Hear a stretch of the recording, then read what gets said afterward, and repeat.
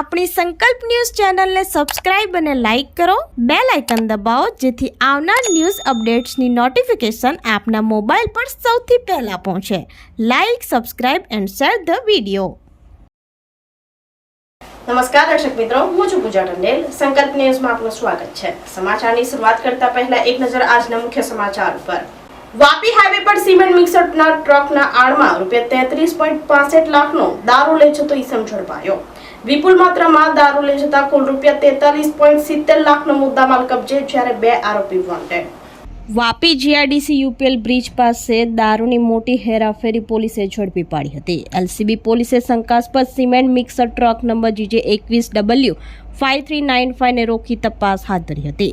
ટ્રકમાંથી સિમેન્ટની બોરીઓની આડમાં દારૂની 315 પેટી મળી આવી હતી. વલસાડ એલસીબીની ટીમે 15,000 નંગ દારૂની બોટલ જેની કિંમત ₹33.65 લાખનો જથ્થો ઝડપી પાડ્યો હતો. પોલીસે અરબાઝ ખાન, વકીલ અહમદ નસીર કુરેશી રહેવાસી યુપીને ઝડપી પાડ્યો હતો અને દારૂ ભરવા ટ્રક મોકલનાર અકીલ અને અન્ય એક ઇસમ, બંનેના પૂરા નામઠામની ખબર નથી, બંનેને પોલીસે વોન્ટેડ બતાવ્યા હતા.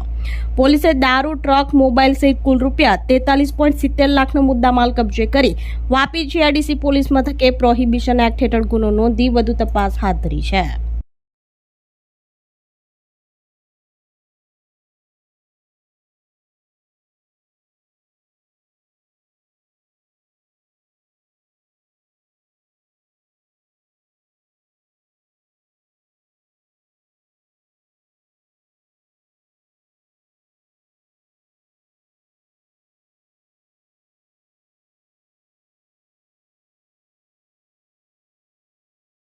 વાપી રાતા પાંજરાપોળમાં હરિઓમ મિત્ર મંડળ દ્વારા ગૌવંશોને ફળોનું વિતરણ કરાયું.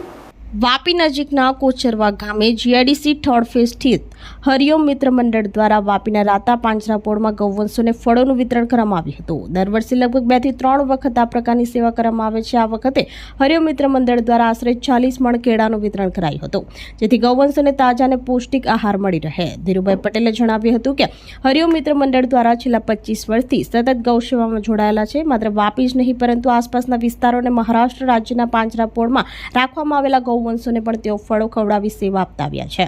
ગૌ સેવા પ્રત્યેના આ સમર્પણથી ગૌ પ્રેમીઓમાં આનંદનો માહોલ જોવા મળ્યો હતો. ગૌવંશોને ફળો ખવડાવવાની આ સેવા માત્ર પુણ્ય કાર્ય જ નહીં પરંતુ પશુ પ્રેમ અને માનવતાનું જીવંત ઉદાહરણ છે. હરિઓમ મિત્ર મંડળના પ્રયાસો સ્થાનિક સમાજમાં પ્રેરણા સ્ત્રોત બની રહ્યા છે.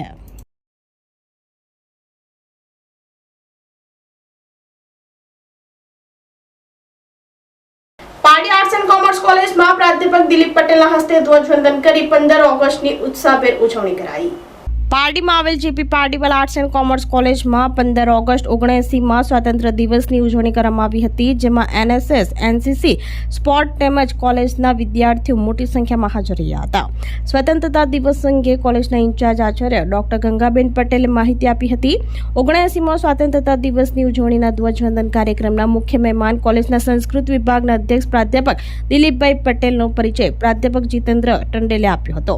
ત્યારબાદ એનસીસી કેડેટ્સ કુસ્તી પટેલે મુખ્ય મહેમાન પ્રાધ્યાપક દિલીપભાઈ પટેલે ધ્વજવંદન કરવા માટે આમંત્રણ આપ્યું હતું. ધ્વજવંદન દરમિયાન રાષ્ટ્રગીત ગાઈને રાષ્ટ્રધ્વજને સન્માન આપવામાં આવ્યું હતું. ત્યારબાદ પ્રાધ્યાપક દિલીપભાઈ દેશની આઝાદી માટે 1914 થી 1947 સુધીનો ઇતિહાસ જણાવ્યો હતો. જે બાદ વિદ્યાર્થીઓ સાથે ધી પારડી એજ્યુકેશન સોસાયટીના સંયુક્ત ધ્વજવંદન કાર્યક્રમમાં રેલીના સ્વરૂપે ડીસીઓ સાર્વજનિક હાઈસ્કૂલના મેદાન ઉપર પહોંચ્યા હતા, જ્યાં સોસાયટી પ્રમુખ હેમંતભાઈ દેસાઈના વરદ હસ્તે ધ્વજવંદન કરાયું હતું. આ સમગ્ર કાર્યક્રમમાં કોલેજનો સ્ટાફ હાજર રહ્યો હતો.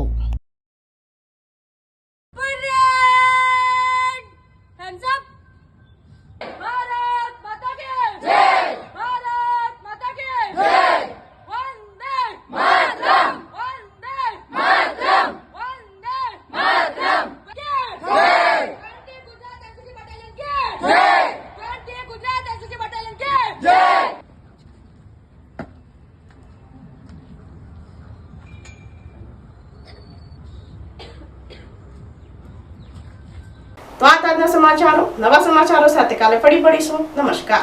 આપણી સંકલ્પ ન્યૂઝ ચેનલને સબસ્ક્રાઇબ અને લાઇક કરો, બેલ આઇકન દબાવો જેથી આવનાર ન્યૂઝ અપડેટ્સની નોટિફિકેશન આપના મોબાઈલ પર સૌથી પહેલા પહોંચે.